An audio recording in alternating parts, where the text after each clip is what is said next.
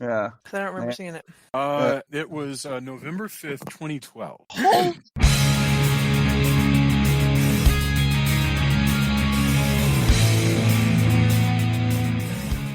Hello and welcome to Castle of Horror, the show dedicated to horror movies and awesomeness.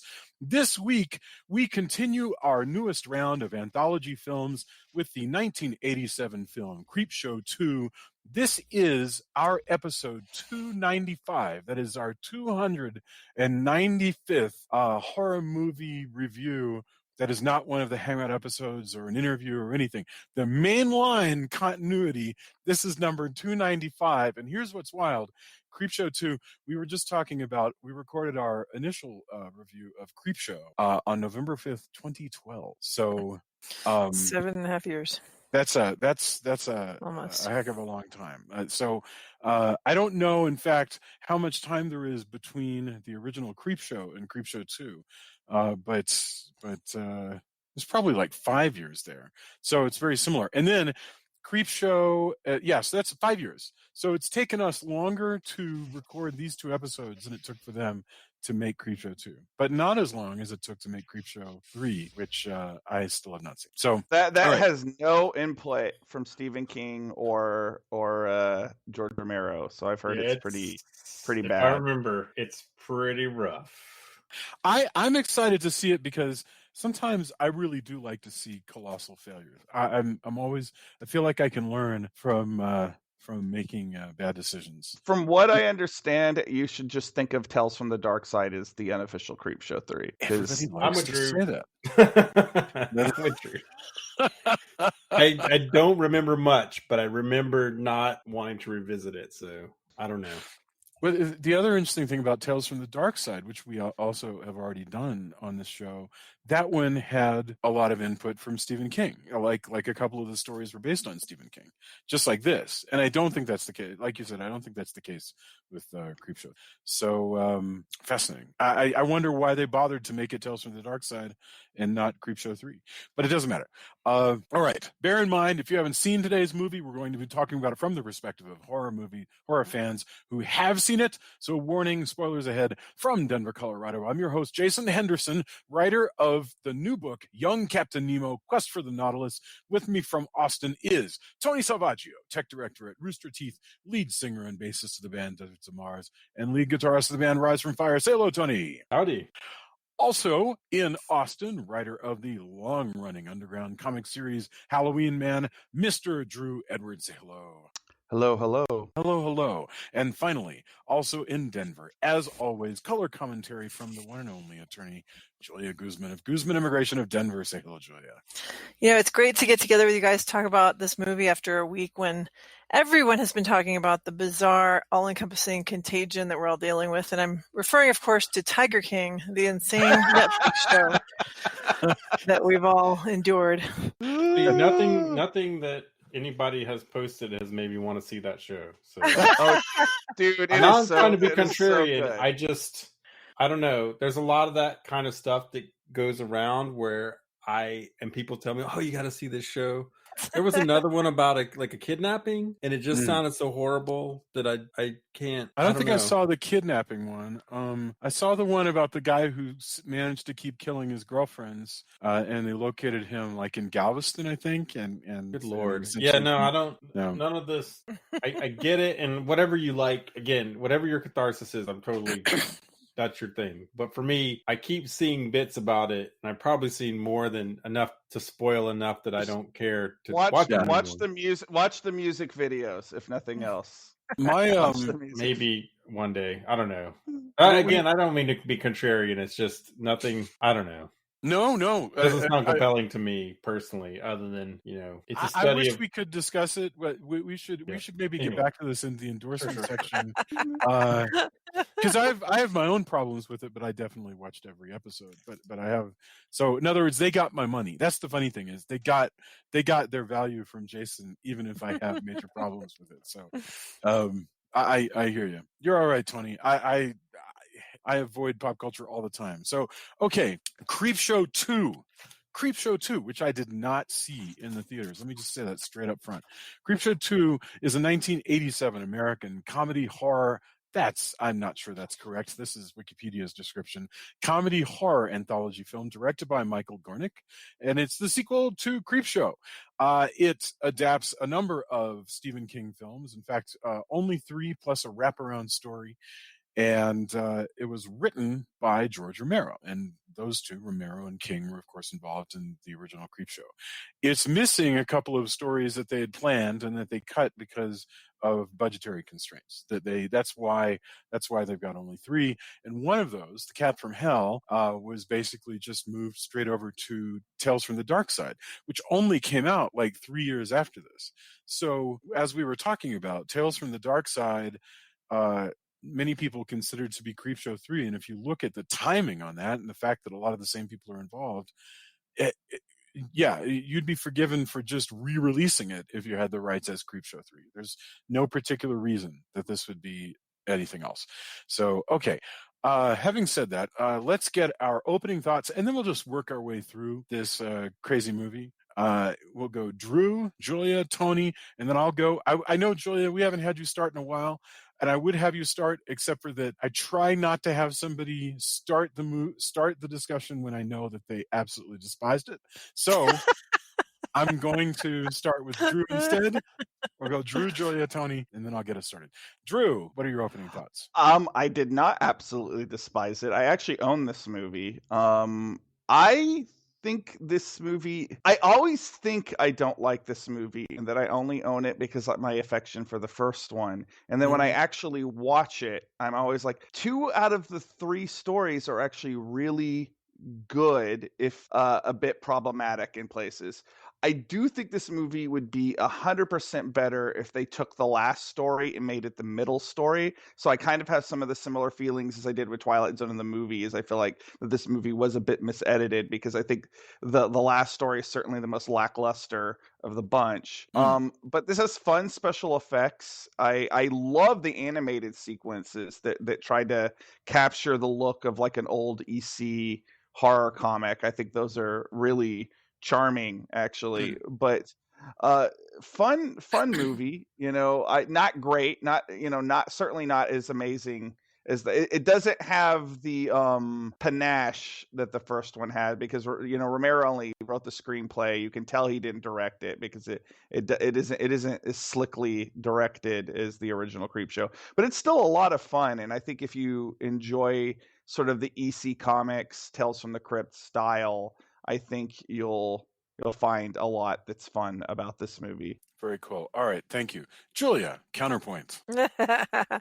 Oh my God. Okay, I'm gonna say one positive thing. I actually kind of enjoyed the middle story about the Indian. I think is the middle story or the first one? It's the first. Oh, that's the first one. Okay.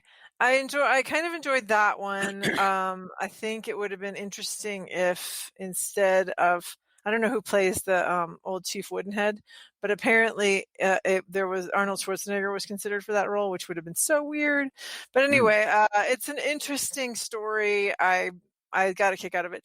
The others, pretty much, I couldn't stand. I was just like the whole time going, "Oh my God, this is so stupid! Oh, that's disgusting! Oh, why are they doing this?"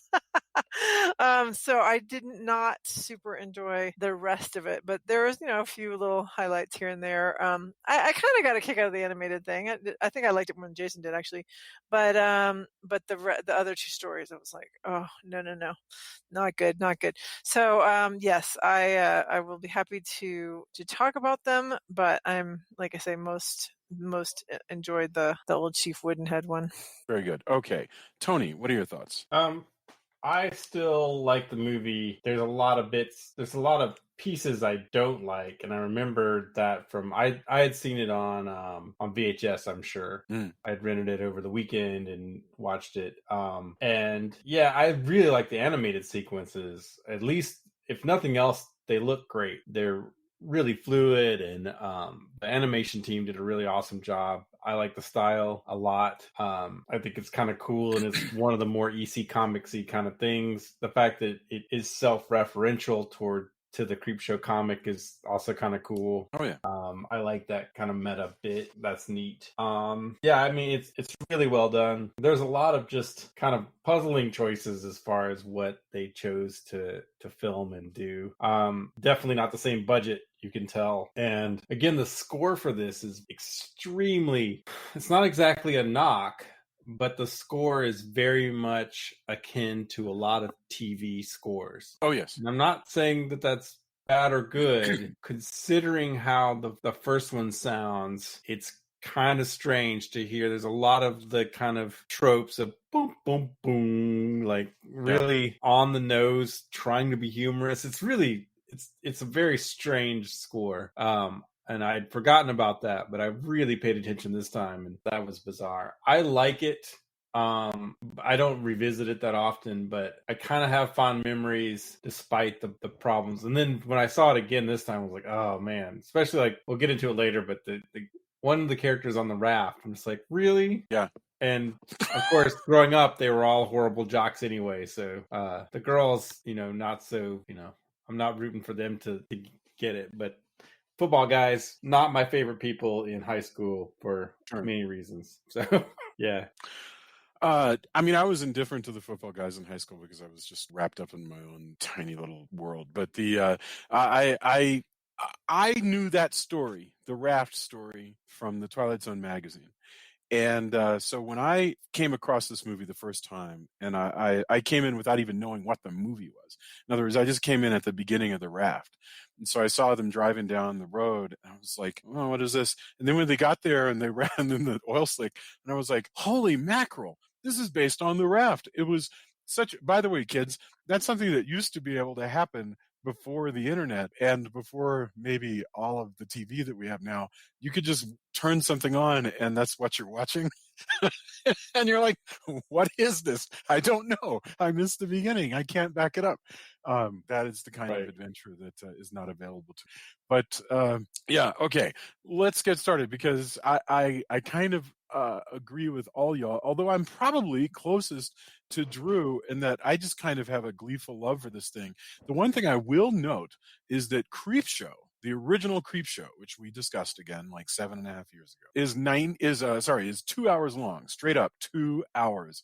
This movie is 92 minutes long. There is half an hour less story in this one than in that one. And you can really tell by the fact that they've got 3 stories here, and then they've rounded it out with the animated frame. So let's start out with this frame story.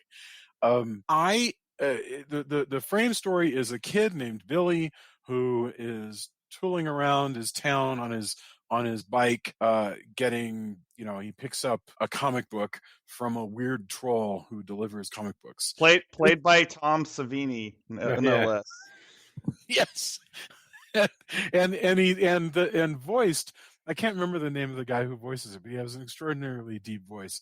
A guy who sounds like John Vernon of Animal House, and it is super strange because, we are definitely in the realm of nothing here is going to be realistic because that guy doesn't look like a human. He looks like a troll who is delivering comic books and directly talking to this kid. So yes, that's where we start. He actually looks very much like the Vault Keeper from the original Tales from the Crypt comic book series. Like it's like the design is almost the straight rip of that, and that's not a knock because that's what they were going for. No. But like. And he sets up the style of how the writing, at least with him, is going to go, and it's truly weird. There's some self-referencing going on where he says that he's going to be using puns, and that's part of his thing, and the puns are going to be bad, and it's fascinating to me that's the language. Like, remember when Amicus did Tales from the Crypt, they didn't bother to lift any of the goofiness of the old like Tales from the Crypt. And well, that was kind of my issue with the Amicus Tales from the Crypt is that it was too stately and British. And I think to properly do Tales from the Crypt, the EC style, as it were, is you kind of have to be a little crass and American. I think you can definitely have a crass British movie, but there's a crassness and also just a fundamental irony to it all. All the puns, right? It's supposed to be, the puns are supposed to be dumb. They're supposed to be groaners. And they always are, and I can't even remember boils and ghouls. Oh God, yeah, exactly. Yeah. Like all that Zachary kind of stuff, and that's fine. I enjoy it because to me that's part of what's going on here. But it sets the tone, which is that nothing you are going to see is intended to be taken seriously. All of this is just for a lark. We're going to make puns about it, and that's okay. And I actually really like that because having said that, other than a couple of the notes that Tony talks about where they do the weird musical trills, I like that it's sort of, I wish I could express this well. It hits a sweet spot between playing for laughs, but it's not, the actors do not act as though they know they're in something that is fundamentally silly, and that's cool. Did anybody else with this wraparound story, the leader of the bullies, did anyone else think that kid looked like the love child of Jack Black and Glenn Danzig? Maybe some meatloaf thrown in. Oh, totally. You know what I mean? He's preteen Eddie from Rocky Horror Picture Show. Totally. Yeah. He's such a generic bully, down to the fingerless gloves and the sleeveless sweatshirt and the lanky black long hair. He is definitely an 80s bully. He's got big circles under his eyes.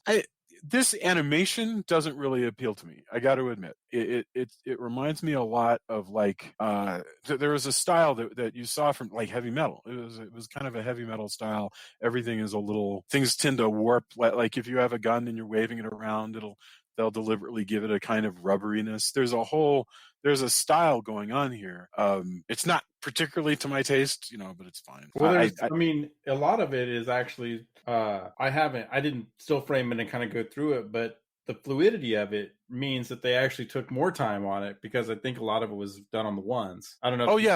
So for anybody who doesn't know, a lot of animation is done on two. So each frame of animation running it 24 or 30 frames a second, 24 for film, is double basically. So it's less fluid, and a lot of, anime is done that way. A lot of budget animation is done on the threes. But this one, a lot of Disney stuff is done on the one. So every frame is, it's per frame. And so it ends up being really fluid. A bunch of listeners may know this, but as an animator, figure why not? But this looks really fluid, and I like that. I think it reminded me also of a lot of Nirvana stuff. So like Rock and Rule and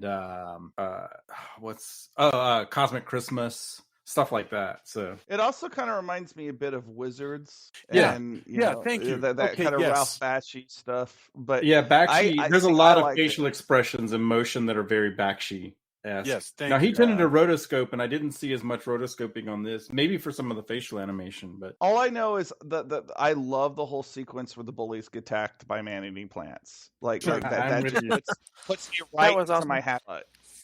Thank you for saying that. When you said Nirvana, that actually nailed it. That's exactly what I was thinking of, because they're also the ones who did the Star Wars animation in the Christmas special, and really, which is the only. Yeah, and that's the only memorable thing about that whole thing. And if you recall Boba Fett, it had that same look of extreme fluidity. Like this whole world is a little rubbery. I love Rock and Rule, hands down, though. I don't know it. I do not know it. So you've never seen Rock and Roll? Really? Wow. Anyway, I know. You should fix that. Well, I don't know if you would like it or not, but you have time now, Jason. There's no reason not to. All right. Well, I appreciate the thought, and I'll get right. Deborah Harry and Cheap Trick have songs in it. Okay, I'm down. I don't think I've ever heard of it. I'm looking it up now. It looks like what's the video game that had the guy? Dragon's Lair. So that was all Don Bluth. Don Bluth, yeah. Yeah, so Don Bluth had some of that. Yeah, Space Ace, Dragon's Lair 2. Yeah, this does kind of remind me of that. Also, I appreciate that you can read my mind. That's actually kind of nice. So, all right. Let us move on. We begin with what a lot of people feel like is the best sequence here, and we'll find out. There's only 3 sequences that we can vote on at the end as to what's our favorite. I'm not sure that Julia is going to choose any of them, but we will see. We begin with a story called Old Chief Woodenhead, which and I don't know if today you could get away with having a wooden cigar store Indian, but whatever. At the time, So yeah, go ahead, please. there is. I don't know why, probably because it is also about a cigar store Indian, but there is a Hank Williams song that I heavily associate with this movie called Kalijah, that is about a sad cigar store Indian, and I just wanted to get that, like, because I've had that thought in my head for years, and I just wanted to get that down for posterity. For some reason, this movie and Hank Williams' Kalijah, like they're attached in my brain. Wait, are you telling me Kalijah was about a cigar store Indian? Yeah. I didn't know that. No, I Yeah. had no idea. I did not know that. I know the Yeah. song very well. Yeah, poor old Kalijah never got a kid. Yeah, I know that. I grew up listening to that music. I don't think I ever clearly I never listened to it, but I heard it a thousand times. I don't actually think the wooden Indian is the most problematic thing about this. I think the fact that they have a white guy playing a native, and then it happens to be the native that is a mugger, is the most problematic thing. Like my dad's half, so like I feel like I'm allowed to comment on that. So, I can comment on none of this, my friend. I mean, I'm just going to say, as far as I know, this whole damn story is offensive, so we'll just go with that. Somebody else can explain. I'm not saying that a cigar store Indian isn't non-offensive, but I think you can take that more in the context of its time, whereas and again, I enjoy this movie, but having a guy in red face who is playing a criminal, it's pretty darn like that's setting off some radar for me. But that said, this is probably still my favorite of the 3 stories, so take that as you will. Okay, so in fact what happens is you've got 2 just beaming lights of old-time Hollywood, which is George Kennedy and Dorothy Lamour, who play an older couple who are just overseeing the final days of their store in a town that has died. And this piece was filmed in Arizona, and they really do seem to have found or built a truly dead town. It's amazing. It looks beautiful. There's dust everywhere. And George Kennedy's grocery store hasn't had so-called a cash-paying customer in 4 days or something. And George Kennedy is he's basically Jesus. He's a proud man. He runs his store. He's kind to everybody and generous to a fault, and has given and given. And and this is a very Stephen King-y kind of character. The guy who is fundamentally good at heart and runs his store and intends no ill will. Although his wife is a terrible cynic. And I love Dorothy. I love Dorothy Lamour, but she's a very cynical lady. She is, but she's not going to leave. The balance. But yeah, I think it's in the relationship. It's the balance. Like, she's trying to really, be the voice of reason. I would call her less a cynic and more a realist, more like a practical person, because she's saying, it's time to retire and stop giving free stuff away to everybody, which that's legit.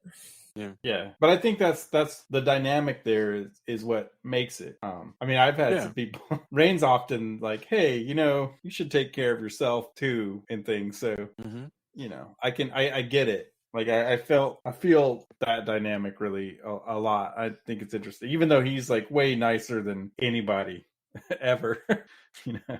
Well, again, their characters are just like the Peter Cushing character in Tales from the Crypt. We're set up with these sort of archetypes. He is presented as basically all generosity and all charity, and his wife is basically all loyalty to him and trying to protect him. And then in comes the nobility, which is the tribal elder. who comes in and says, "We've brought you, my the folks. I presume there's a reservation nearby. Who knows, But well, this is they never say where they are, but this is like generic Southwest town, right." Right. And he comes in and says, the tribal elders have gathered up the treasures of each family. Each family has donated something of value, some piece of jewelry or whatnot. And here it is. And as long as you hold on to it, then we'll be in your debt. And if we don't pay you back for all the groceries we've gotten from you, then you can keep them after 2 years. And it's collateral. Great. And so he agrees to do it, and it's this very dignified conversation that he has with the tribe, with Dan Kamen, who plays. Wait, no, who? I'm trying to find the actor who plays Benjamin. Doesn't matter. So this story moves very fast, because no sooner does Benjamin, the tribal elder, leave, they go back into the store, and now it's time to get robbed by some young punks. Led by Benjamin's nephew, the long-haired, self-impressed, beautiful young Native American man, Sam, and his played by a white guy. Played by a white guy. I'm just gonna keep saying that every chance I get. Sure. Yeah. No. And then he's got two idiotic friends, Andy and Fat Stuff. So which I couldn't make that up. And they interestingly enough, the guy Holt McElhenney, the white guy who plays the long-haired Indian, he is actually in Mindhunter currently, if you watch that show, as Bill Tench. He's one of the leads. He's just completely unrecognizable. So that's which is when not in red face, he's completely different. Yes. Well, the thing is, though, not just that, he is unrecognizable. Forget the dark paint they've got in his face. This dude now. I didn't notice this. You guys keep talking about this. I didn't notice him having dark paint on his face. I just noticed the long black hair. Did they actually darken his face? That's yeah. He's wearing some body makeup, but like, and that hair's a wig. But obviously the hair's not his, but. So the thing is, he's quite fit, right? But he's a young dude. If you see Holt McElhenney now, as he is in Mindhunter, he's now 56 years old, 6'2", and built like a Mack truck. He really now today looks like he could punch your head off. Just and he plays this gruff, chain-smoking, deep-voiced counterpoint to the younger, more wide-eyed FBI agent. He plays the older FBI agent on Mindhunter. He is literally he's unrecognizable. He looks like a completely different human being. It's sort of remarkable. Well, hair assured him a place in Hollywood, so now yes. He's reaping the benefits. He probably doesn't want to talk too much about Creepshow 2. About Creepshow 2. Sure. I mean, I'm guessing that anybody is like, dude, that's a gig, man. Absolutely. We can reflect on it now and go, ooh, that's pretty bad. But I'm sure that he was like, what would you do when you're trying to make your? Oh, I have no doubt way. that why he took the role, and like constructively he plays the character well. Like, he's not actually bad in the movie. It's just the fact that he's made up to look like another race, which is it's kind of offensive, but not even kind of is offensive. It's something we definitely avoid doing now. That's for darn sure.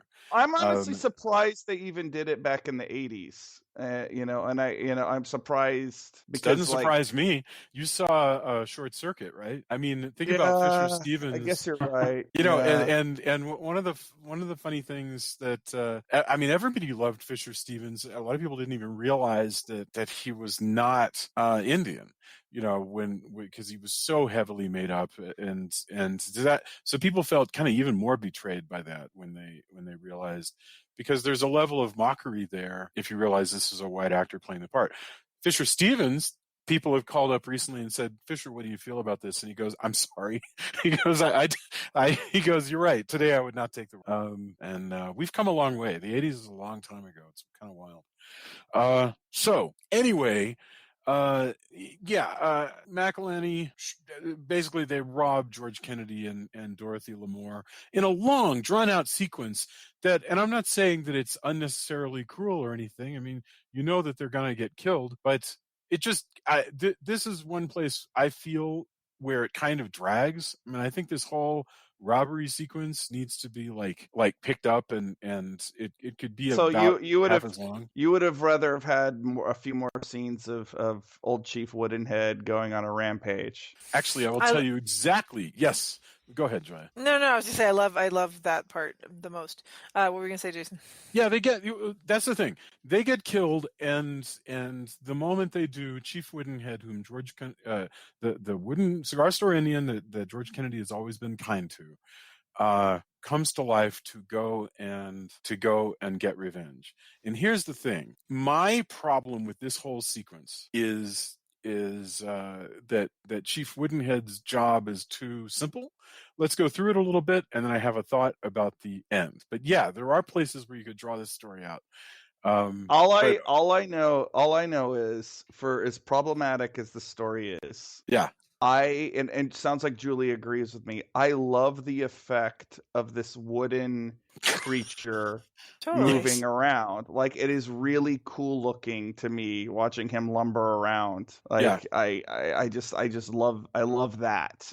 Yeah, I mean, I had to suspend my disbelief about how he actually got to the different houses, but I was like, okay, I'm just not gonna think about that. I mean, I think the powers that be, spiritual powers, guide him to each of the bad guys. Okay, we'll take that for granted that he right. goes, but I'm just thinking, like, does he walk down the street? Do people like go, "What the hell"?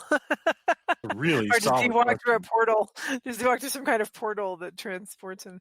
Anyway, it's just fine. Oh, wow, that's a great question. I think that he, I guess he walks probably quite slowly. So you're right.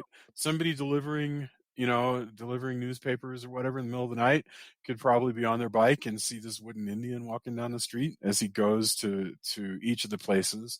And like a good classic 80s action hero, he starts with the flunkies first. He goes to Fat Stuff's trailer first, which is a truly trashy trailer, and Fat Stuff is watching the Cisco Kid. This movie is very fascinated with the Cisco Kid for some reason. Yeah. And he just shoots that dude with arrows, like, without even appearing. The guy's just watching TV and suddenly gets shot with arrows. I guess he shoots him through the screen door or something. Yeah. So that guy, he was just like, that guy just needs to die. I'm not going to terrorize him. I'm just going to kill him. And then he goes to terrorize the other dudes. Well, yeah, he goes to Andy's place. Andy is the so-called rich boy who has a nice house. So his parents are watching the Cisco Kid in color. And also the walls are nice. I mean, that all makes sense, though. At the time, I kind of like that framing device where everybody in the town is watching what might be the only station that you can get during this time. It's a really good point. Yeah. People may or may not. In fact, that family's probably the only people with cable at this point. And it ties into the next story because then they call each other by the names of the Cisco Kids, the Cisco Kid characters. But so the second dude, the rich guy, so the idea was that they're gonna take off now that they've killed a couple and stolen all their stuff and stolen the Indian heirlooms. They're like, okay, we're gonna take off, we're gonna leave. And so he's like, let's go pack our stuff, and then you guys, rich boy, whatever he calls him, come get me. And so that's what he's going to do. He's gathered his stuff, and as he's sneaking out, walking toward the garage, he hears the car being, like, all the windows of the car being broken, which I'm like, how are the parents not hearing that? Because the parents are just down the hall. But anyway, whatever. So that's what I mean by he's terrorizing him, because he didn't have to do that. He could have just left it, but he's like breaks all the windows of his car. And then when he comes out, he kills him with an axe, right? Or is it big wooden tomahawk? Big wooden tomahawk, yeah. Yeah, the tomahawk. And then so that dude gets terrorized, and then of course he's going to go terrorize the other guy. Well, it's remarkable how clean, how we saw the arrows piercing the other guy, and there was blood. But this is actually pretty demure. They're cutting away, so we don't see this guy's head split open or anything. It's not like a Tom Savini gore fest. He whacks him, and we have the shadow. It's perfectly effective. There's some blood splatter, but right. compared to the first movie, this is very, very tame. Right. I honestly think if you had taken out the nudity, this movie might have gotten a PG-13. I think it works the other way. There's a lot of really gory stuff. Yeah. Well, I could just be desensitized. It's entirely possible. The nudity probably was actually put in to get the R, and so I agree with you about that, because if you think about Raiders of the Lost Ark, it has some heavy duty gore, and well, I mean, and like I think just a few years after this, keeping with the Indiana Jones thing, Indiana Jones and the Last Crusade has a guy like dissipate into a skeleton in a way that's not entirely dissimilar from some of the effects in here. Right. And that was definitely PG-13. I don't know. I mean, it's impossible to say. Or the removed heart in Temple of Doom, while we're picking on Indiana Jones. Indiana Jones. But anyway, finally, here's the thing. Woodenhead goes now to the Benjamin's nephew's house to finally kill the last kid. And that's fine, except for that my problem here is that instead of making the robbery last forever, and I think there's pacing issues there, this needs a final twist. And I don't mean that Woodenhead needs to lose, but this kid needs to be better since he's the smart one, it'd be really great if he were to be able to go, all right, I know that you killed my other two friends, and luckily I set up a trap, and so it's going to be more difficult for you and I've got you, Woodenhead. And then Woodenhead manages to overcome the trap, and then go ahead and kill the kid. You need but one that doesn't more really move. fit. That doesn't really fit the style, though. And it also might have made it slightly too long. But like I get what you're saying, but they are still working within the confines of like an EC Comics story, and because they've already brought up Samson, him just like scalping him does. I got no problem with the scalping of him. It's just that the thing is, once Woodenhead goes after them, they're all going to die, which means there's kind of no surprises coming, and that means that there's like 12 minutes that are going by where you're just sort of waiting for each of these people to be killed. So that was a weakness to me. But maybe I'm asking too much. But I would have liked just. I don't know, man. I mean, Friday the 13th, you're watching a whole movie of. I know everybody's probably going to die. That's a good point. So that doesn't bother me as much. I mean, it would be interesting to have him, if you're going to play this character, it would be interesting to have him use his knowledge of, some counterbalance. Yes. He's like, hey, maybe we're supposed to see that he's young and doesn't care about I don't know. And again, I don't know how you would do that. Maybe it would make it even more problematic depending on how you write it. But It would be interesting. But yeah, I'm kind of with Drew that it doesn't fit how it's structured. Also, Jason, you call him the smart one. He's really actually not that smart. He held up a convenience store. None of them wore masks. They left the bodies there, and they're leaving town that exact night. None of that, I don't care if they actually got out on the road. Like, let's say that there wasn't a magical cigar store Indian that goes after them. These kids would have been caught because they're terrible criminals, and none of them are that bright. Well, okay, I'm fine with that. I'm just saying that in theory, let's say that you blew this out to a 90-minute story. Sam maybe doesn't need to be a genius, but after he it would be okay with me if he found out that his crew had been killed and he set up at least one trap so that he could counteract Woodenhead, and then Woodenhead overcomes it. I'm just saying that I wanted more here. Maybe that's unreasonable, but that was my feeling. But anyway, so now everybody's dead. Benjamin Whitemoon comes. Oh, Benjamin Whitemoon, the elder, wakes up. Chief Woodenhead has left the heirlooms on the elder's bed, which which, as I thought of it, it was like, here, have some murder evidence. Because it's so weird that this cigar store Indian would kill 3 people and then leave the thing that he took from them on the guy's bed. But so Benjamin goes out to the store and everybody's dead. And that's the end of the story. I don't know. I don't really know what the moral of this story is, I guess, except for don't kill old people. But isn't that a good enough moral? I guess. Don't commit murder. Yes, I guess so. Murder and vanity are bad, which is right. Probably more than some EC comic stories even have. So that's one of the things we talked about when we were talking about Tales from the Crypt. I remember is how the morality of Tales from the Crypt is completely that any sin, no matter how venal, is punishable by death in EC comics. It's very you very have the last juvenile. little Debbie's cake. Now prepare to die. The Debbie's cake demon will get you. That's actually sort of my issue with the Raft, but I will hold that off until we get there. Well, it's time to get there, in fact, because the interlude is not particularly important. The kid gets a package, we don't know what it is, and so now we get to the Raft. Julia? Oh, go ahead, Drew. You can explain the Raft.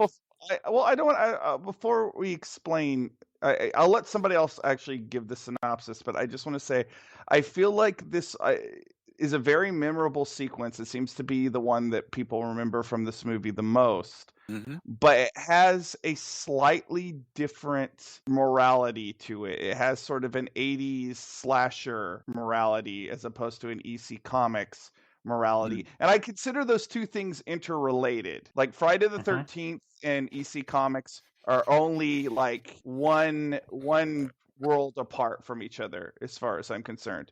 But it is slightly different because these kids really didn't do that much except decide to have a party. And as far as the kicking off incident, like there isn't an overreaching breach of conduct. I mean, they are doing drugs and they are drinking, which is punishable by death in a Friday the 13th movie. But it's not necessarily an EC Comics trope. And I've never thought about that until this viewing of it, I guess. I hadn't actually thought about. Well, I mean, this is where, first of all, this was one of my favorite stories, I think, as a kid. So I first read this story when I was like 11. And I remember this was Stephen King. And this story has, by the way, a very you're right. This one is not at all EC. It's more just pure crazy ass King. It's a dumb idea played out to the length of a short story. And played very well. And it has some of his goofiest Stephen King violence. But the story of how it came to be published is fascinating. So this was one that King first wrote in the 60s. And he came up with it because he saw a raft on a lake and he thought, blah, blah, blah, what if there was something? And he wrote up the story and he sold it to Adam, which was a men's magazine. Because as we all know, to avoid being just swept up as pure obscenity, men's magazines used to publish short fiction. It was something that would keep them on this side of obscenity. But it never came out. But he got $250 for it, which he used to pay off a traffic fine. So it was no harm, no foul. And it never actually came out. So then years later, he sold it again to Gallery, which hilariously is another men's magazine. And I'm not sure it ever came out from Gallery. And then in 1982, he sold the story for yet a third time to the Twilight Zone, which did publish it. And that was the one that I read it. And it's got this great cover.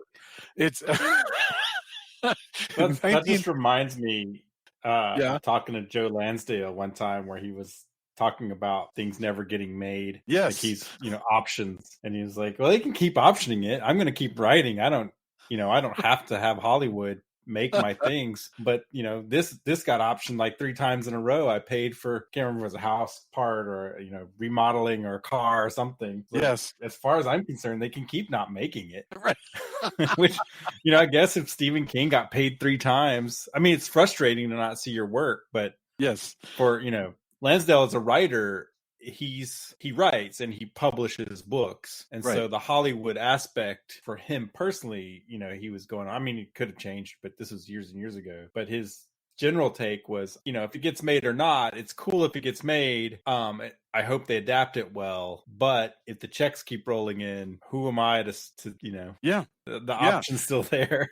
But I just like this idea of, hey, I'm an author, I want to see my work out, but yeah, if you want to pay me 3 times, cool in the game. Right, exactly.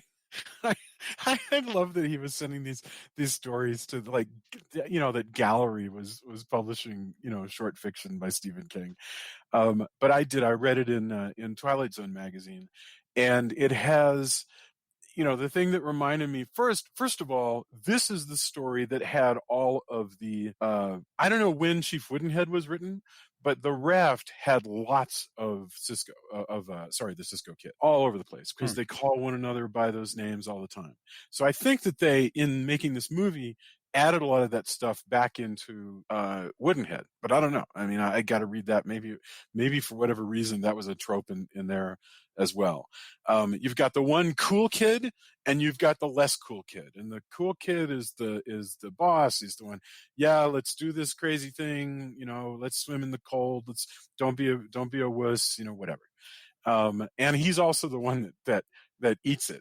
I don't remember if the order of the killings goes the same way in the original story. It's been a hell of a long time since I read it, but I remember just how incredibly crazy him being literally pulled through the boards of the raft.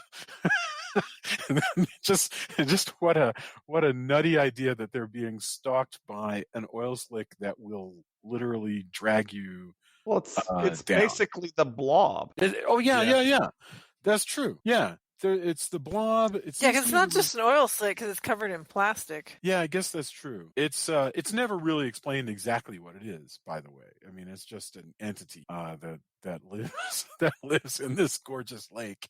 I will say, the practical effects and the gore in this were pretty, as a horror fan, pretty awesome. Yeah, they're great. Gruesome as hell, but also pretty damn amazing. Kind of the highlight. A lot of the highlight of this film, in my opinion, I know that Julia feels differently, but I'm going off of this was the stuff I was watching at the time, and it's still, I have an appreciation for it. All of the body, disgusting pulling and wrapping and all the, degloving kind of stuff is horrific, but really well done. Oh, yeah. Well, this was the one that really scared me as a kid. Oh yeah, like I remember when I first saw that. Like the other two were a little unnerving. This one actually, because I lived on a lake, like this one like kept me up a little bit. Oh well, yeah, hell yeah. I think the idea is great. I think it's a really creepy idea, and probably the story, I haven't read the story, but I'm sure it's fascinating. I just didn't like how they did it. I didn't like how I didn't like the characters. I thought they were all wusses. I didn't want anybody to survive the story, honestly, because they were all just so annoying, and I didn't like visually how it was done. I think it just annoyed the thing with the guy basically sexually assaulting the girl, even though she's saying no repeatedly. Yeah. The thing with and then the thing with the, how they all like reach out and then they like dramatically reach up and they're like help, but the other people just don't do anything. I mean, the whole thing bugged me, like the execution of it. I would have loved to have seen a different version of this story, because I think the story is really interesting. That's why I kind of feel like this almost veers more into Friday the 13th territory, because the kids are such pricks to each other. Yeah. And you're kind of rooting for them to die. And like that is a little EC Comics, but it's very Friday the 13th. I agree. Yeah. There's no real there's no moral EC style moral lesson here, other than like, I don't know, teenagers be pricks, I guess. But I mean, good Christ, yes, he sexually assaults this girl. I had forgotten about that, and that was horrible. Like, I had completely forgotten. Does it get cut on weird TV? Turn too. Not only is it disgusting, like, Yeah. what the hell's going on, man? But like up until that point, he's kind of, the trope is like, well, he's slightly useless. not He's as cool. useless. Well, No, he's useless, but that he's guy. like, He doesn't he's help smarter anybody. than the other guy. He's definitely a smarter kid than he's normally the geek. nerdier, geeky kid, but they've made them both kind of football players or jocks. Yeah. So he's just slightly less jock Right. than the other guy. He's And usually that person has yes, he did say that. Yeah.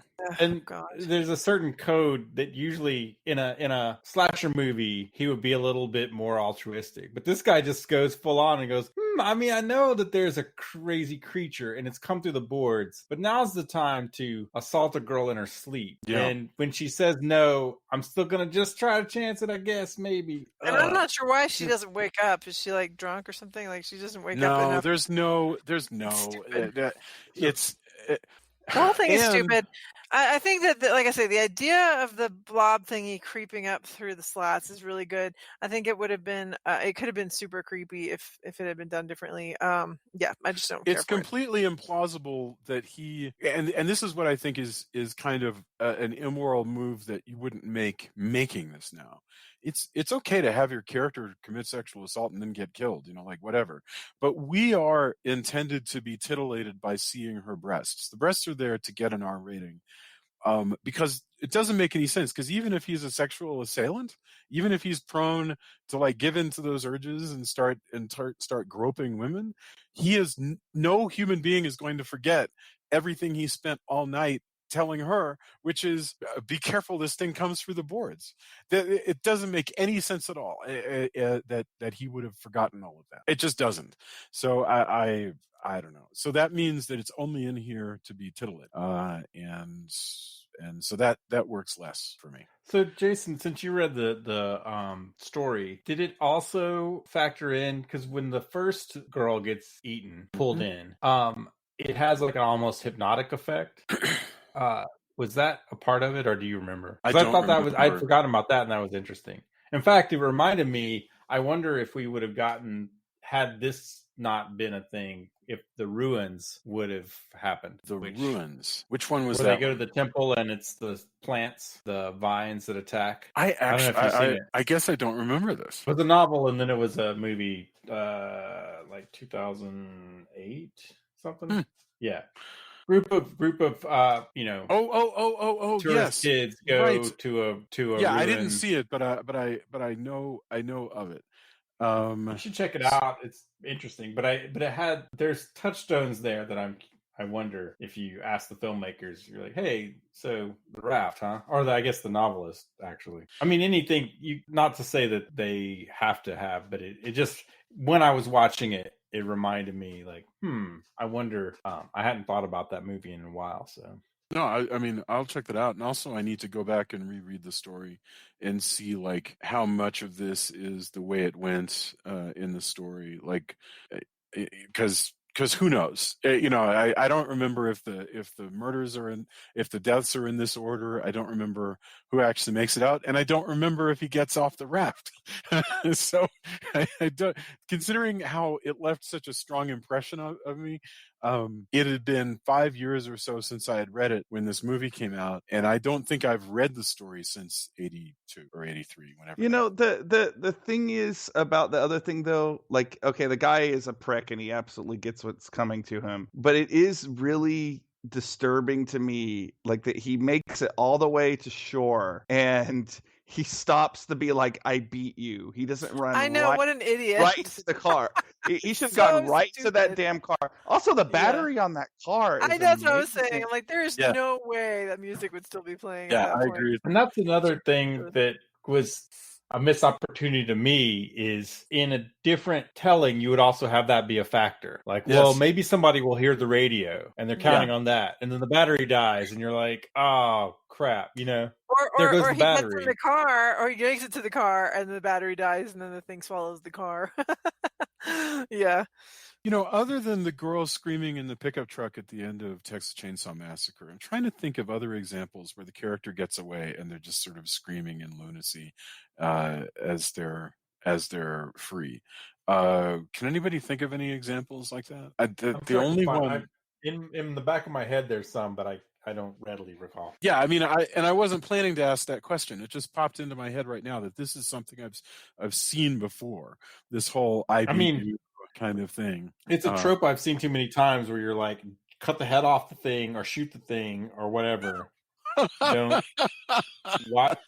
This is a danger to you. I mean, why did you stop? In the mouth of madness, I guess, kind of comes to mind. Sam Neill is alive at the end of that, but he's lost his damn mind. Yeah. Well, maybe the listeners can give us some other examples of people screaming at the monster they got away from as they get away. You don't have to actually get killed by I'd be like the girl at Texas Chainsaw Massacre. She gets clean away. And good for her. You always wonder, like, we didn't, unlike with Friday the 13th, which always opens with the death of the previous character. I don't know if we ever got back to that character. Okay, that leaves us with the story, The Hitch-hiker, and that is, and this is the last one. And The Hitch-hiker is the one that is played for the most sort of straight up comedy. We open with Lois Chiles, who everybody would know as Dr. Holly Goodhead of the James Bond film Moonraker. Lois Chiles, an actress from Houston who had been in The Great Gatsby. Doesn't really act very much anymore, but she was wonderful in the day. Anyway, she is cheating on her husband with a male prostitute that she's been in the habit of hiring recently. And frankly, that male prostitute is not charging her enough. Right. This is what he says. I can't even remember what exactly he's actually. He's charging her $150, I think. Yes. I think that's what it was. That does seem fairly low. I mean, I haven't been to any prostitutes really, but that like this guy doesn't look skeezy. He's got a nice apartment, you know. Like I'm just assuming, and Andy got her off 6 times. Way to go, champ. I just feel like this is $1,000 guy. Yeah, no, I agree. This is like he also thinks he is. I think he needs a better agent. Honestly, a better pimp. You mean they don't have agents, Jason? I think he gets a better agent. That's called a pimp. Better agent. I guess. Anyway. Yeah, maybe if you're high. I think even then you're still a pimp. I don't really know how high class prostitution works, but I just googled. I just googled how much do gigolos get paid. It says she's had dates with 5 of them and spends between $500 and $1,000 a month. So I think that was reasonable because this is in 2012 for this story, and that's 1987, and this is a month. So I think maybe $125 was reasonable. Six orgasms, though. Come on. Well, that's what she was saying. He was saying he just started charging. Well, her he also said that it was an introductory rate, and he intended to raise the rates, and he's not doing the best. I like that in the midst of a horror movie, the discussion is this person's pay rate? Really? I just want to make sure he's getting paid fairly. Sure. I'm rooting for this. Anyway, so she falls asleep. Or they fall asleep, and she wakes up, and his alarm clock is blinking at 12 because the power has gone out or something, which I thought was funny because that happens to me all the time. And she's like, all the time. Yeah, "You need a wind-up clock because I overslept, and my husband's going to be home soon." So then she leaves, and it's that's the end of that story part. That part of the storyline, and I'm like, I guess the only purpose of that is just for us to be like, yeah, she deserves to have something happen to her because she's cheating on her husband. It's kind of a weird opening. Oddly, I don't even really. It's bad that she's cheating on her husband, but I don't actually oddly judge her for seeing a gigolo. Right. I guess they put that in because in 1987 that would have been pretty salacious. But my 2020 morals, I'm just like, yeah, you should just be more straight up with your husband if he's not getting the job done. I don't know. I mean, it's his money. You're right. He is. I judge her more for her bad driving. Really, Yeah, like that's and frankly and her racism. If we're being honest, Yeah. I mean, well, she is the morally promiscuous and rich. right. So avarice and promiscuity are her EC Comics bad guy villain things. So- Also, I love how it's in the 80s, so the guy's like, "Hey babe, digital clock." As a thing where he's like really like, I mean, those things are old and they sound like school bells. Digital, by the way. It sounds Have you like heard a this bird. new cassette deck that's all the rage. You can get cassettes, no more vinyl. You can listen to it on a Walkman, portable. It's just his attitude about that. Like, get with digital, babe, is amazing. I just, like, to me, out of all of the characters that are meant to be bad in this movie, she is like the second worst. Like Rapey McRapes a lot, and the Raft is the definite worst. Yes, but like this lady is like really terrible to me. She's So, just very self. Oh yeah. I mean, So she drives home. She's driving late. Oh, Tony, go ahead. I'm sorry. No. That wasn't me. Go ahead. Before we get too far into it, I wanted to go back to what I was talking about earlier. To me, did anybody else feel like this should have been the middle sequence? Like, I'm kind of with you on that. I don't understand why. I mean, like, why? Because the other two are far more memorable than this. This is always the one I forget about. Like, I never really remember this unless I've just watched the movie. So it's to be the weakest of the three stories, which to me, I think it would have benefited from being sandwiched in between the other two. It's also to me the most gruesome, even though the Raft is technically gorier, like, because this has to do with a car accident, and maybe that's just my personal history talking. Sure. But because it has to do with like a car accident, this feels like the violence. Yeah, the violence feels more real though, because it's not a blob, it's a car. Yeah, and so I feel like having that in between the two fanciful ones would have maybe counterbalanced it out a little. And yeah, you're right, it is a lot more goofy in some ways, but the like when she's like running him over with a car repeatedly, like there's just something really gruesome about that to me. And I just absolutely. Julia, what do you think? I mean, do you think that that this would have tonally, it's more comedic? Do you think it would have been better to put this into the middle of the movie? I don't care about where it falls. I just don't like it. I hate that she runs over him and over him and over him, and it's just disgusting. That's what I was talking about with the gore. Like, you're saying it's not that gory. It's so gory. Like, there's so many shots of this corpse being this living corpse basically being torn to shreds, and it's just like so disgusting. There was nothing about it that I liked. I hated the story. So I would just rather it not be in at all. I don't really care where it falls. I'm just like, let's substitute out put in the cat one that was supposed to be, because apparently there was a cat one that was left out. Yeah, that's the one from Tales from the Darkside.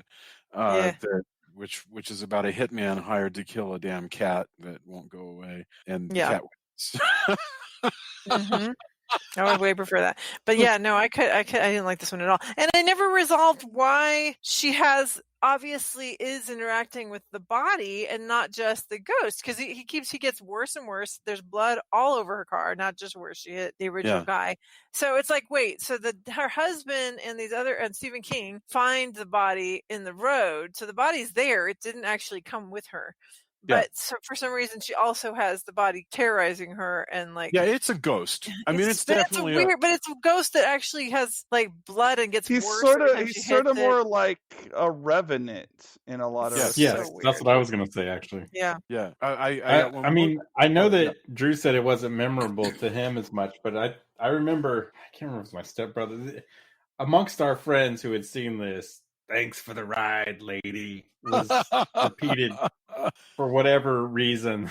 I found that memorable, and that's one of the things when I see the cover of Creepshow 2, one of the things that pops in my head is that phrase. So yes, I don't know. Tony, I remember you telling me about that years before I even remembered that maybe before I even saw this film, hearing you talk about how, thanks for the ride, lady was a blind. I don't know. So, yeah. I mean, it's morbid as hell. Like, it is. She's it awful. Is.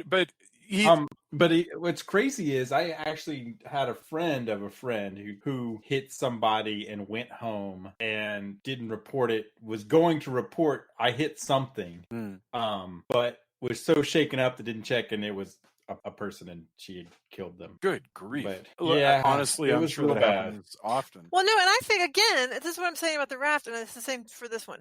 I think the story could have been great. I just think that it wasn't. I don't like how it was carried out, because the idea that she gets haunted by this guy, that's great. I mean, I love ghost stories, but I just didn't like the goriness and the fact that he keeps getting worse every time she hits him. So it's actually deteriorating.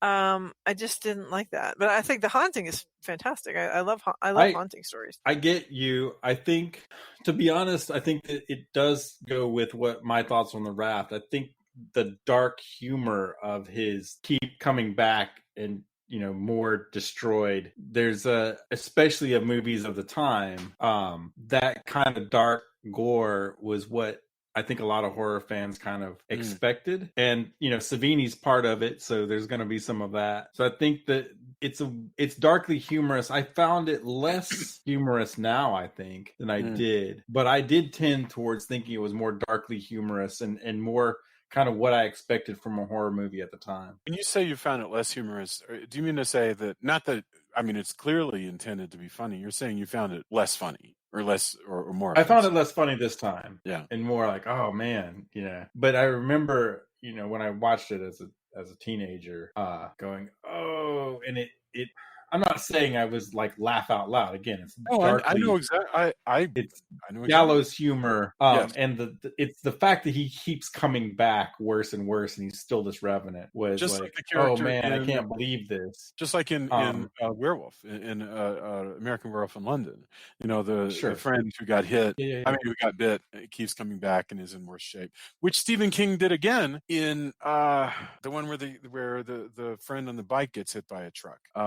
Pet Cemetery, right? Right. So that's the thing. But so because we are quickly turning against Lois Childs, there is something funny to me about how the victim just keeps coming back and making her more and more miserable.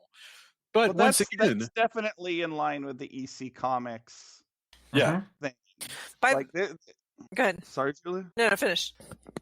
I just think your mileage for that will vary. I'm not offended by any of the stuff, and it I will admit, because of my personal history, like watching the I'm not grossed out by the body horror of this guy's degenerating state, but I really don't like cars grinding into each other for obvious reasons. But speaking, taking all of it like that and putting it aside, as far as mimicking an old Tales from the Crypt comic book, this particular story does get the sensibility better than the Raft by far. Right. The Raft I just think is a little more memorable, I guess, to me, because it's such a batshit crazy idea. Once again, also it has similar sensibilities to the Father's Day skit in Creepshow 1. I want my cake. Yeah, sure. Yeah, and it has a catchphrase, and it has the decaying gross corpse. Yes, they're very different stories, but I think once I think about it, I think they're closer in how they do things than I had remembered. Do you guys know who the driver was supposed to be in this series show? No, whatever what do you, episode. What do you it mean? Was going to be. It was originally it was cast. Barbara Eden was supposed to be the driver, and then she had to drop out because her mother got ill. Oh, I just think that how different it would be. It would have been strange for people to see Jeannie as this cheating suburban woman, Barbara Eden paying her gigolo and then running over a guy. And I could see it. Sure, no, she'd be. I could see it because it's not Jeannie. It's Harper Valley PTA mom. Yes, that's true. Right, that's so true. I just want to know if they would have had what's his face? I'm blanking on his name. J.R. Ewing Oh, Hagman. Yeah, would they Larry have had Hagman. him play her? Larry Hagman. Could Larry Hagman play her husband? That'd be so right. great. That'd be so great. That would have been amazing. Oh, that would be fabulous. Oh my God, what great stunt casting that would be. This could have used one more twist, which is to say, why do we waste so much time setting up that the husband is going to be home and yada yada? Yeah, it's all. Yeah, that's what I'm saying. The story they could have done so much more with it and less with the gross stuff. Yeah, because he shows up, presumably discovers her dead body in the garage. Did he get killed by the ghost too? Why would the ghost be mad at him when he actually tried to help? I don't think that anything bad happened to him, but all this stuff that you keep talking about, Julia. I don't know that you would enjoy Creepshow 1 per se, but I think the way they handle like the grisly stuff, like because it's Romero, because this is Romero only did the screenplay and he didn't actually direct it. There is a style to the first Creepshow. This is all shot very matter-of-factly. Like the only thing that I would say is actually like a really inventive shot is in the raft where the guy's being pulled through the raft boards and you see his hand turn in the glop and his football ring is the only thing that doesn't get pulled through. Yeah. That's actually a really cool shot. There's no imagination like that through the rest of this movie. It's all shot like it's an episode of Chips, basically. Yeah. And that I think is where this movie, you keep talking about like the gore and I think the way Romero shot that stuff in the first movie where he would change like the lighting and the coloring and everything to where it really would look like a comic book panel. This movie doesn't have any of that. It doesn't have any of that creativity. And I think that's a big missing ingredient in the why, even though I enjoy this movie, it is inferior. And this particular segment is definitely could have used that to soften up. Some horror fans probably will be pissed off at me for saying this, but to soften up some of the stuff that's icky about this, the way that this it would have made it funnier. Like they obviously were trying to make this funnier, but like the way this poor undead guy is getting the crap beat out of him repeatedly. Yeah. Like I think if they had shot it more the way Romero shot the first one, that stuff would have had a little bit more tongue in its cheek, and I think it would have worked better. And it definitely would have hit that EC aesthetic a little bit more. Because the guts are good. Like the bones, like the screenplay of this is actually pretty solid. It's just the way it's shot. Is there a short story of the Hitch-hiker? I know that these are supposedly Stephen King stories, and the Raft certainly was, but I don't know, and somebody will have to tell me. Can I find the Stephen King story this is based on in some collection somewhere? I'm just not aware of whether it is. Hold on, I'm looking it up right now. All right. It is. Oh yeah. So actually, this is something that he wrote for the original Creepshow, and it was determined that it was too expensive to put in another sequence, so it was shuffled over to Creepshow 2. But was there a short story version, or is it just a screen story that he wrote? I am still trying to find that out. I'm not seeing if it's a short story in something. I'm not seeing that somewhere, but it's definitely was originated from Stephen King. I could understand it being just a story, a screen story that he wrote, and then that got adapted by Romero for the screen, because it is quite simple. It has a few of these scenes, but yeah, fascinating. Okay, and that brings us to the end, and once that's done, once the husband comes home and finds Lois Childs dead, in there with the sign that the hitchhiker had been carrying inside, and blood on the hood of the car, proving that she struck the hitchhiker, although the rest probably was all her imagination. That's the end, and then we go. I mean, presumably she's dead. I don't know how you can say it was her imagination. It's a ghost, but I think that the blood I mean, is everything not that just. we saw was her imagination. Is my point. Then how did she die? Well, maybe she was. Why would you assume this is her imagination? I guess you're right. Well, because you're right.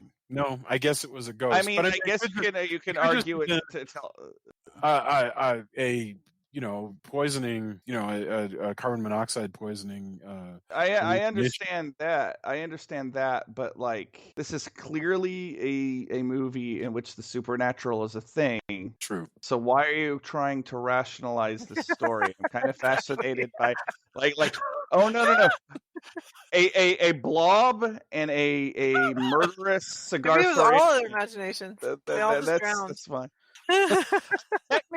Technically, within universe, this is all taking place in a comic book. But even in the even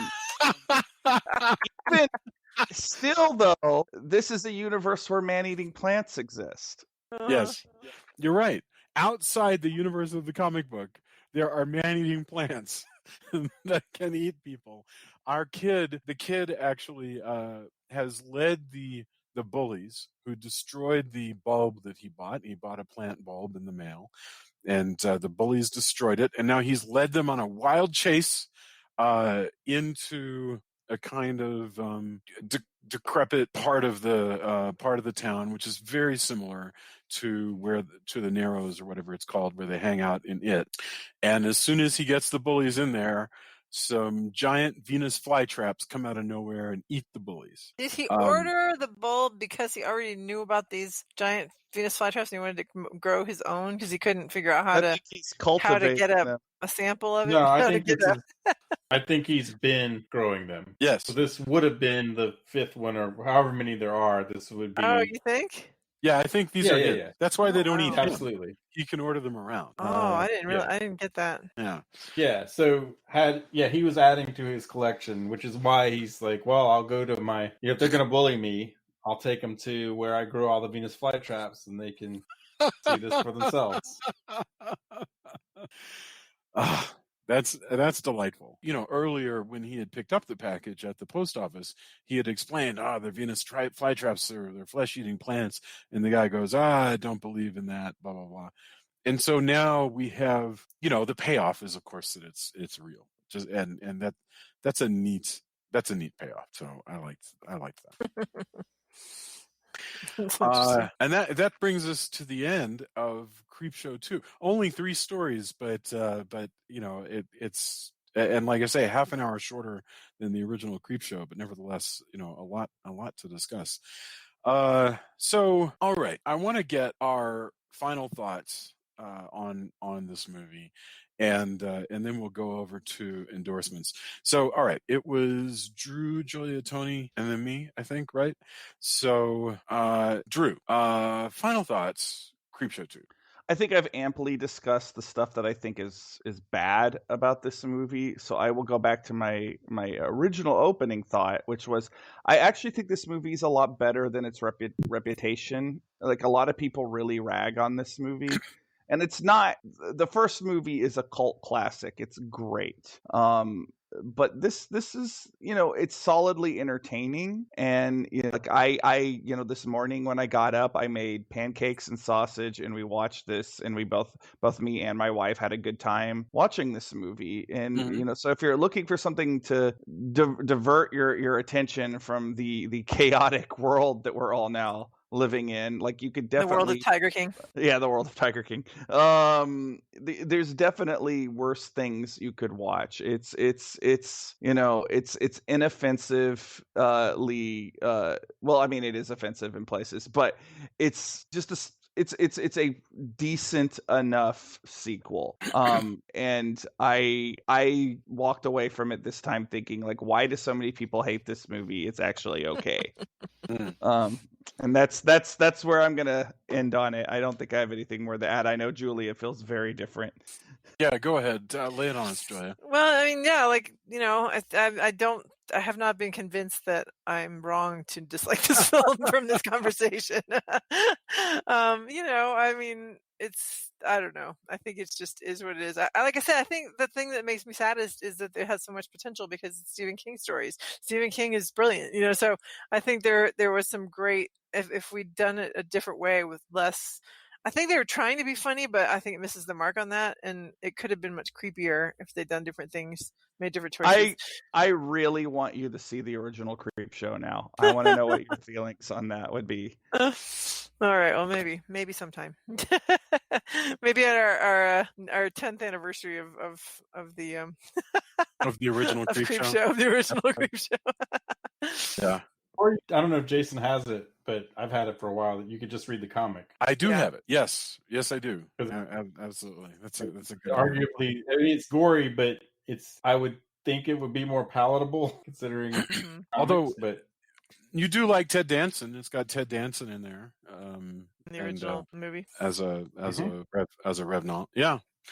So cool. All right. Thank you. Mr. Tony? I mean, I like the movie. I don't watch it that often, but I like the movie when I rewatch it. I had forgotten about the real weird date rapey part, which is just what the hell, man. But yeah, it was from the heydays of me renting horror movies all the time, and that I have a fond nostalgia for. I think that it's definitely not as good as the first one. It suffers from budget and just kind of, I agree with Drew. It's just shot so differently that it doesn't feel, they try to do it they try to take up the slack with the animated part to make it feel like, hey, it ties into the comics. And so we'll do this animated part, which I still think is great myself. And that would be the comic book lead in and tie it all together. But I still prefer we're shooting it as kind of a weird stylized comic. That's one of the things that made the original so cool and different as an anthology, and I wish they could have continued that to this one. But yeah, I still enjoy it. And the gore, the practical effects are top notch, and the dark humor is still there. But yeah, I dig it. Excellent. And by the way, I had mentioned earlier that the voice of the creep, who is your host troll, sounded to me like John Vernon, and the actor is Joe Silver, just a wonderfully deep voiced guy. I still really like the Raft. I'm with Tony. I find the weird sudden sexual assault thing really sort of hard to support, and you definitely wouldn't do it today, and I think it's clearly done just to win an R rating.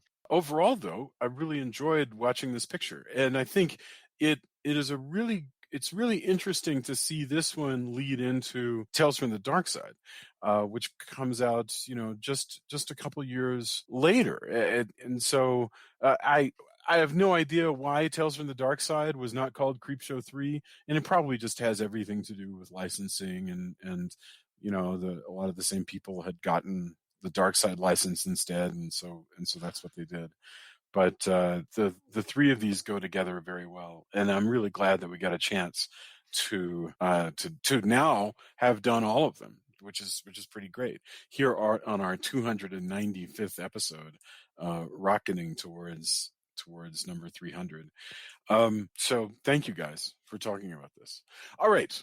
So since everybody has a lot of extra time inside, it's actually it's always useful, but it's unusually useful this time to talk about our endorsements, whatever you're reading or watching or want to recommend to anybody, or want to recommend that anybody not watch.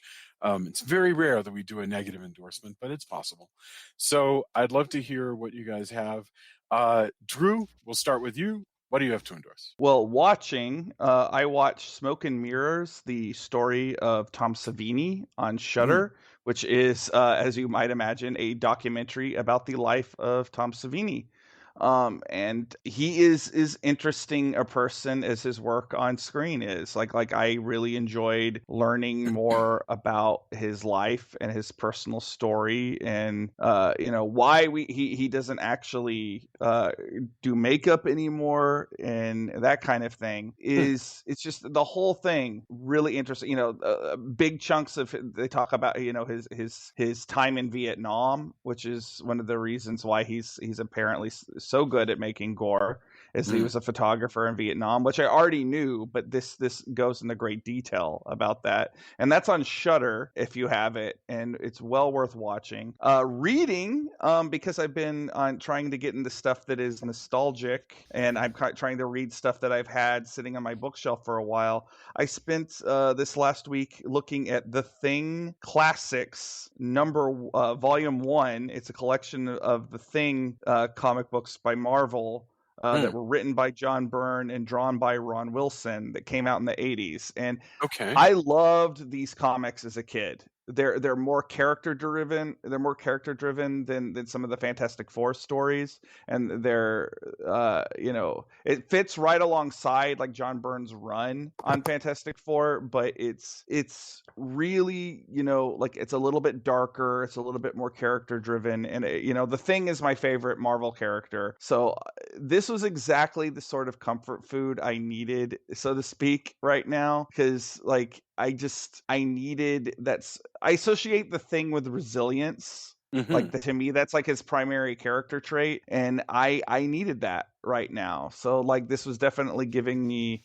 what I wanted. But if you somehow can track down these comics, if you've never read the Thing series that John Byrne did alongside his run on Fantastic Four, you are missing out, because it's a great supplement to that. And if you like just like old school Marvel, this will definitely be up your alley. The Thing Classic Volume, which one? Volume number 1, meaning there is a Volume 2 that I haven't been able to track down yet. But I used to have all the single issues of this series. Like I loved it as a kid. Like it was just one of my favorite things, no pun intended.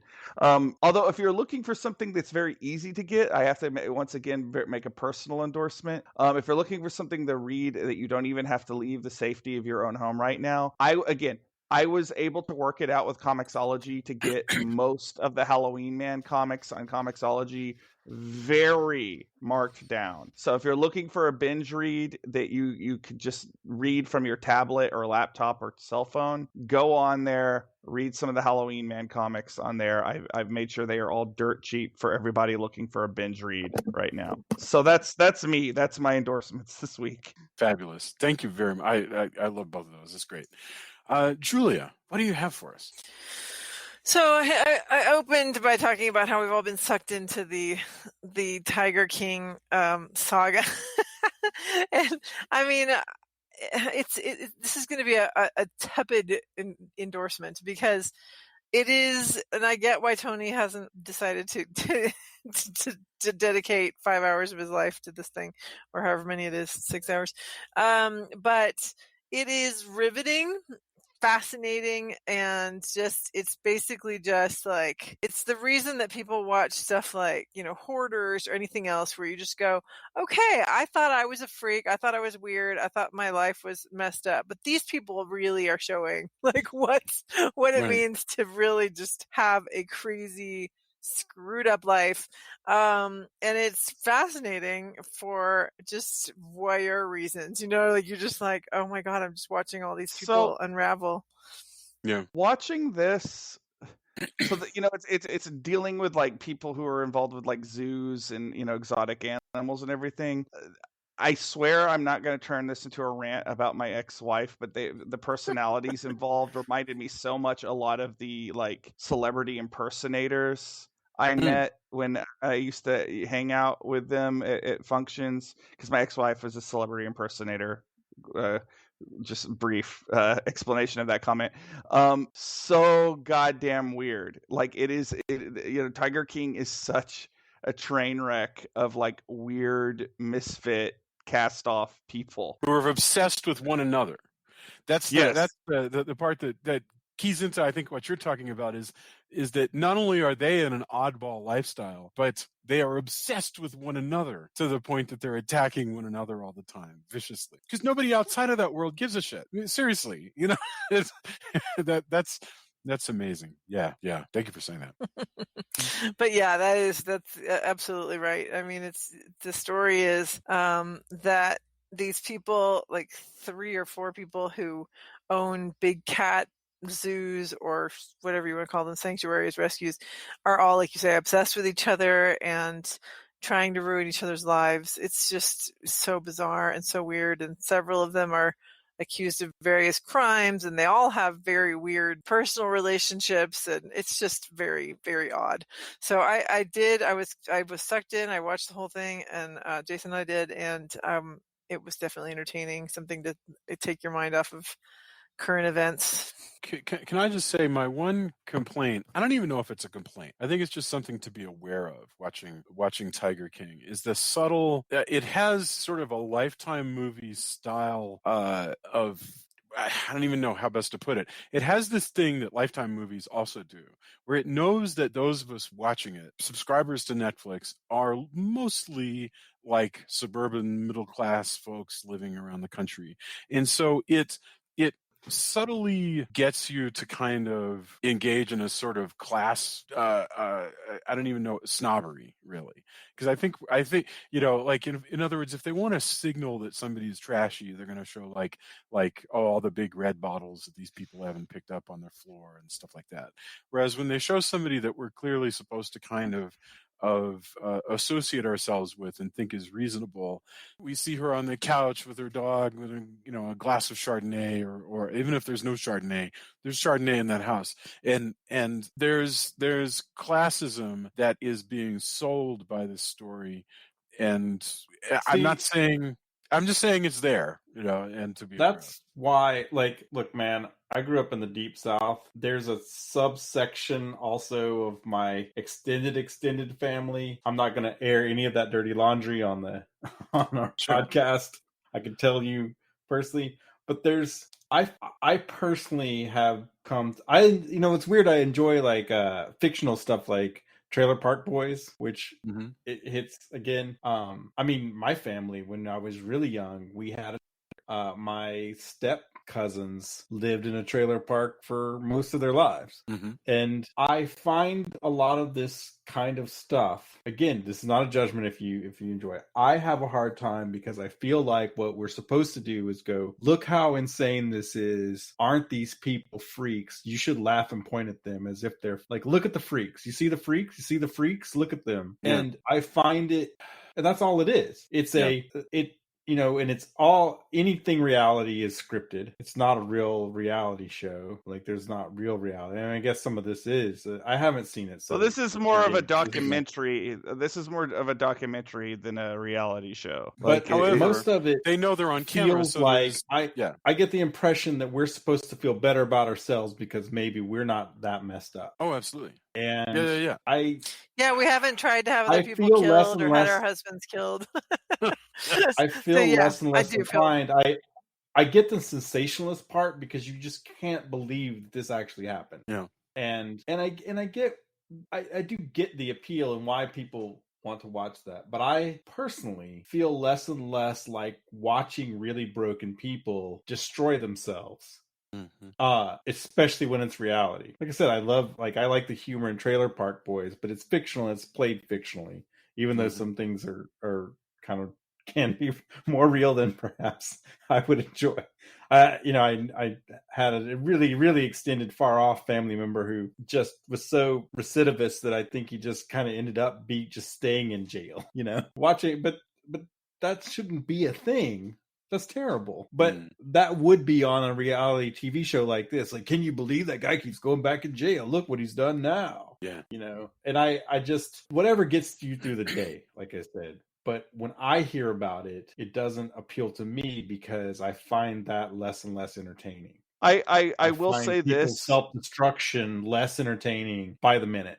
I will say this, Tony. I did not want to watch it. I had to be talked into it by Jamie, and once I started watching it, is absolutely even though there is definitely some truth to what you're saying, but it is absolutely engrossing, like once you are watching it, because it is so strange. And yet, like, No, I get again, you, and that's it's why so familiar. true crime is interesting, right? Like, holy Yeah. crap, I can't believe this happened. And again, I hope that when I'm talking about my own personal reasons, I'm not meaning to preach to anybody. I'm not looking down on you. That's my own personal, the way I feel about kind of shows like that. Like, I watch less of them, but things are insaniac right now. So if Tiger King is getting you through the day, hell yeah, I'm not, you know. Well, there's so much worse that could be getting you through the day. Go, you Tiger King the hell out of it. Well, what be the strikes king me of is Tiger Kings. In fact, it's amazing That's to me that totally cool. we have a monoculture now. That's, for years now, people have complained, hey, the monoculture is dead. It's impossible to get everybody watching the same thing. Like back in the day, it'd be Friday morning, you go to work and everybody watched Who's the Boss, right? The night before. And that has been gone. But now, occasionally we get the monoculture back, and like practically everybody watches the same thing, and that's truly fascinating. I think that's the word of mouth power of social media at this particular moment, because people are starved for entertainment. So if like you get enough people saying, "Okay, watch this crazy thing about a gay gun-toting polygamist zookeeper who tries to have his rival killed." His rival who killed her, saying, who probably killed her husband. Her probably murdered her husband. I think that's what's gonna like fuel. And I think that this few weeks it's Tiger King. It'll probably be something else getting passed around social media next week, because again, people are starving. The flip side of that, though, let me get this one thought out, because I think it might give you some hope, Tony. One thing I have really enjoyed seeing over the last week, especially with social media being the way it is people entertaining other people. I have friends that are musicians that have streamed like them playing songs. I have a friend who's a cosplayer who dressed up as an elf and did story time for like little kids. I see a lot of people like sharing artwork, doing sketches, all that stuff. And I really think that is a beautiful thing about what is going on right now, is that we have kind of seen a digital aged version of like people sitting out on their back porch and singing for their relatives or whatever. We're seeing people entertaining other people. So that can be kind of, if you may, Tony, that's kind of a counterbalance to the Tiger King thing. No, absolutely. What I was going to say is, one thing I have that I find interesting, and why this is a phenomena, again, that everybody's talking about, and it's kind of brought a lot of people together. So it's got people talking to each other. I can't believe I saw this. And it does, kind of like Jason was saying, it does have that, oh, did you see last night's episode kind of feel to it. So that, in fact, is pretty amazing. And the more you talk about it, perhaps if it was fiction, I'd probably be more inclined to watch it. Like I said, I find people's self-destruction less played for entertainment, less appealing to myself. But yeah, I mean, it's a crazy story. It's everything. I mean, it sounds like every true crime thing, but amped into, I can't believe this was reality. And I get it. I mean, I can't see anything, man. I'm playing Animal Crossing and watching Kamen Rider. Like, that's what I've been doing. A kid's show, and arguably perhaps a kid's video game, or just a time-wasting game. You never win Animal Crossing. You just pay off debt and catch more bugs and fill your museum. Like, I'm not, again, this is like, again, I have no judgment in this. That's what I've been doing. So, and it's because things are weird and crazy and anxiety ridden. I've never, even growing up with the feeling that any moment a nuclear bomb could end everything growing up in the 80s, I have never felt like this. And many people are dealing with that. Everybody's struggling. I had not exactly an argument with a friend, but he was bringing up some things on Facebook, and I messaged him, was like, hey man, we're in bands together and stuff like that. And come to find out, he's going through a lot of stuff. Everybody's got their struggles you don't even know about. When we're having them, we especially don't know. It's all about whatever you put on social media. Yeah, that's true. And so I sadly try to reach out every once in a while, just send somebody a message. Hey, how are you doing? And I actually did that to somebody and found out a few days later that they had cancer and had passed away. A pretty famous drummer who I'd talked to, through Messenger, and was like, I wonder how he's doing. And then sadly found out that, he'd lost a struggle with a very brief struggle with cancer. And I'm still, thinking about that. And that could be anybody. I've had I've had relatives who have passed because of the virus. So, there's no precedent for any of this, and we're all trying to make it through. But, hopefully, I don't want to end this on kind of downer. Like, I want this, like, podcasts and music and everything that, Drew's talking about. Like, this band I really like, Cadaver, did a GoFundMe and did a whole live show online, and it was great. And I've seen a bunch of people streaming. We've talked about doing that, but I don't know what we're going to do. But, I'm hoping that stuff like this, more content and like our hangout episodes and everything, like we're all connected, and I hope that we can just help each other get through this, because it's weird. It's a weird time. Tony, did you have anything to endorse, actually? No, like I said, I've been playing Animal Crossing mostly and working on some weird side projects, and then trying to put together stuff for the new Deserts of Mars full-length album, which is a challenge when you're just passing files back and forth. But I don't have a lot, because during the week, being a tech person, when you have to switch your whole studio over to work from home, has been a interesting challenge. Let's put it that way. Yeah, so it seems like things would be easier, but in a lot of ways, like doing it remotely through overtaxed internet and such has been a challenge. So mostly when I'm not working from home, solving all the work from home problems, I've just been checking out, man. I need to watch more stuff, but I just find myself kind of wandering around virtual island and watching a motorcycle bug man kick the crap out of monsters. I think that's a completely that's completely respectable. Yeah. So for my part, first of all, something that I will endorse is, it is amazing to me how much Zoom has come into people's consciousness. This software that I only heard about first this past summer, all of a sudden is everywhere. And, Julia is always playing with a virtual background, so that when we're on Zoom together, she's like floating in space. And, no, this is what was funny is, so every time I get on a Zoom call, I change my background, and inevitably at least one or maybe 3 or 4 people says, how did you do that? So then I teach them. Well, we got on today with my family, and, I changed my background, and Sophia immediately goes, cool. And she changes her background without asking how to do it. And then she manages to change it to a video of her going down on a roller coaster. Yes. And I was like, wait a minute, how did you do that? I was laughing because it's like, leave it to the Gen Z kid to be like, oh, I'm not going to ask you how you did it. I can figure that out for myself. And I'll see your funky image and raise you a video of a roller coaster. Yes. It was awesome. Yeah. One thing that I will endorse, Isonation. So a lot of you may know that we've started a publishing company called Castlebridge Media, which is publishing the Castle of Horror anthologies.